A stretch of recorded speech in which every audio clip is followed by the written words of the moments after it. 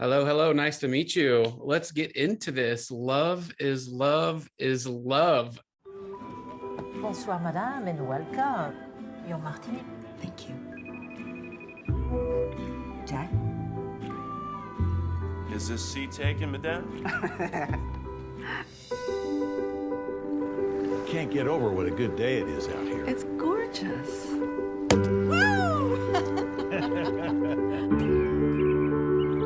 To Mom and all of us who love her.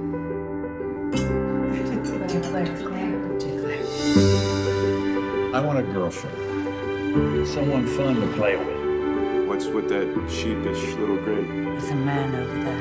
He keeps looking at me. Who can blame him? I just don't want to ever have a schedule again. I want a girlfriend who wants to do my stuff. And what if your girlfriend wants to do her stuff? Here's to us. You've changed, you know. Thank you for noticing. And what about you, honey? How are you? I still can't believe it. Our kids are gone. We're both retired. We have to course correct. And if your idea of doing that is getting a girlfriend, you just go for it. Would you please come to Montana? I don't ever get used to not being around you. I wonder what a girlfriend would do in a situation like this. Oh! Surprise! It's ironic the way my mom was there for all of you. For me, not so much. I bet a lot of us have unresolved stuff with our moms. I know I do. She didn't want to burden you. I wish she had. Maybe that was her way of showing her love.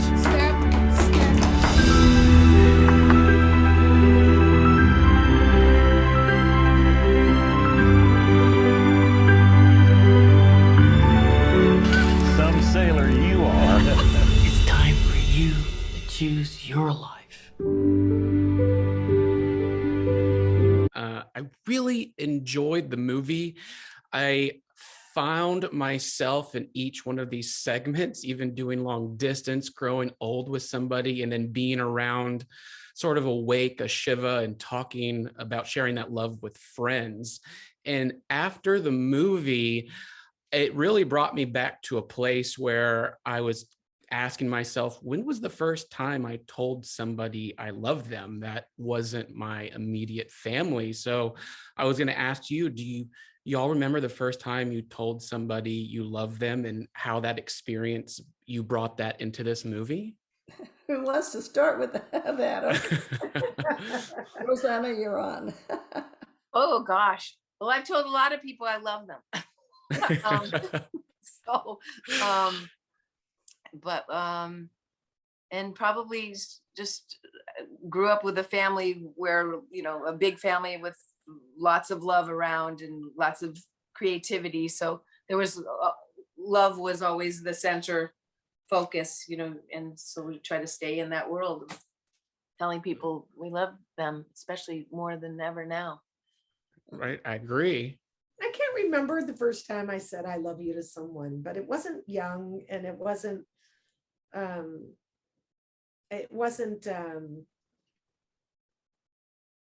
superficial, I believe, because I can't remember the first time. It meant something. Yeah. And I got that from this movie with, especially the sequence you're in, how everybody came together and shared these stories of them, of this person that they loved, and with all the friendship there. I really enjoyed that. And kudos to you, Miss Coppola. That was awesome how you structured that and got everybody's feelings in there. Oh, great. Yeah. No, I had an experience very similar to that. And I just really tried to bring it to the table and express those feelings from the group of friends who love someone and care for the daughter. And I felt really blessed to have such a fabulous cast of women around the table. It was an excellent cast, and I loved it. And part of this, film is about falling in love or reigniting and sparking that love. And so I asked each of you, how has falling in love changed you over the years? Which time? I think you grow with every relationship, and as you get older, so that like it can be superficial, and you think it's love, and then you move into a deeper. As you get older and wiser, you realize, well, maybe that was not really love. What was that? And so, as you get older, you understand, especially now, like we're in this isolation, we're all with ourselves a lot, and so you get to really examine the places in your lives that that the things that don't work, the friendships that don't work, it's been a really interesting time in isolation, and in that I have found that the real love that I have for other people and they have for me, and how important that is to just stay in that love energy. In the song that I co-wrote with our composer Laura Cartman called "Because Love," that my character sings in the movie, and then it's the end credits song. There's a lyric in the chorus that says, "Because love is what stays, because love finds a way, because love is the answer at the end of the day, because love can forgive. At the end of the day, love remains." And that's really what it's about. At the end of the day, what we really want to be left with is that love, that essence. I agree. I didn't know if how has falling in love changed you over the years, Miss Coppola. Well, I think you have phases. You re-fall in love with your partner, and it, as you go through your life and mature, and it's, I'm fortunate that it could happen with the same person, and it's the essence of course of life, and certainly family, and you're fortunate if you can have that experience in your own household, so to speak. Awesome. And my last question for you all, obviously you're just huge cinema aficionados. Are there any particular scenes in movies that have always stuck with you, that when you go to work on a movie like this, that you're reminded of the scene that just inspires you? Well, I don't know. For me, I don't approach things that way. There are movies with scenes that I love and that I'll never forget, but each project is so unique and unto itself. It's its own entity, and hopefully there are moments in those movies that you work on that will resonate with people, or a scene or a story or a movie. But I've never approached it with like, I'm going to go in and do this scene like when Barbara Streisand sees Robert Redford at the end of The Way We Were. I'm going for that. Here's your Dubonnet, Morosky.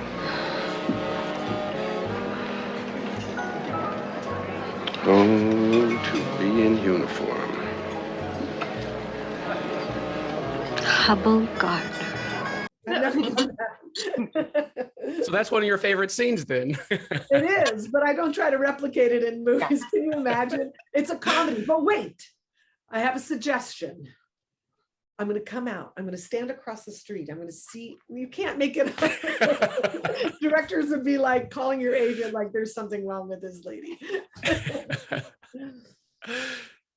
The Red Shoes has always been a movie that but it's not something, it inspired me. I think I saw it when I was 5 years old, but this haunting scene of when she's a dancer and she has to make this choice between dancing and her relationship. Why do you want to dance? Why do you want to live? I don't know exactly why, but I must. That's my answer, too.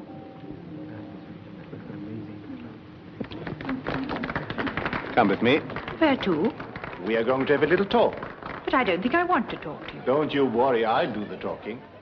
And they both are pulling her, the career and she would have to give it up she's gonna have to give up one of the things. And that's always been something that's haunted my own life, that I'm like trying to figure out, like, how can I do this and have that kind of support in my work that people have. That's kind of like the way we were, though, because Barbara Streisand's character Katie had. That's it. He was a political activist. That's it. And Redford just couldn't handle it. He just, went back to his default, which was the beautiful girl, that was easy for him. But he was always in love with her because she was the one, and it was just because he couldn't get past his own self, instead of partnering with her and allowing her to do her work and having that be a beautiful thing for him and the relationship. Right. Different generation. Yeah. Now I've got to go back and watch this movie again. Both of them gotta watch the Paper and the Red Fruit.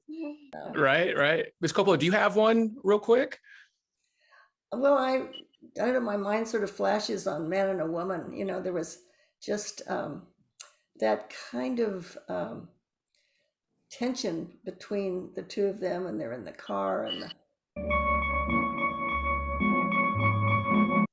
the kind of the undertones. I don't know. It just, I really was drawn to that film, and it kind of resonates there somewhere with the undertones. You were inspired, right? In Paris Can Wait, with the driving, that moment, that stuff. Yeah. Maybe so. I hadn't thought about that directly, but that's true. That's in there. That's great. Thank you so much for your time. I've got to say, Rita, I loved your last album, specifically the song "No You Didn't." I love it. Oh, thank you. That's one of my favorites too. Oh yes I did. Oh yes I did. Not gonna take no shit from some punk-faced kid. Oh yes I did. Oh yes I did. And yes I do it again. It's so good. It's so good. Well, have a good rest of the day, and love the movie. Thank you so much. Thanks, Bryan.